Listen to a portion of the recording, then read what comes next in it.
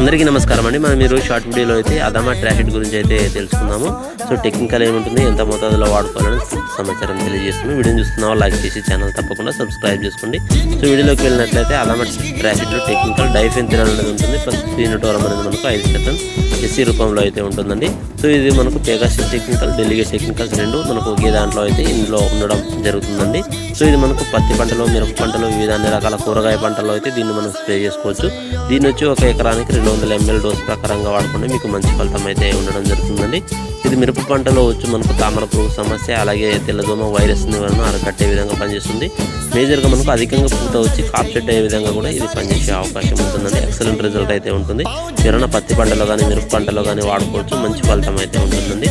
మనకు delegate technical అనేది ఉంది కాబట్టి అధికంగా కాపు సెట్ అయ్యే విధంగా కూడా పనిచేసే అవకాశం ఉంటుంది. దీన్ని 200 ml ఒక ఎకరానికి డోస్ ప్రకారంగా వాడుకోండి. అన్ని పంటల్లో ఇదే విధంగా వాడుకోవచ్చు. వీడియోని చూస్తున్నావా లైక్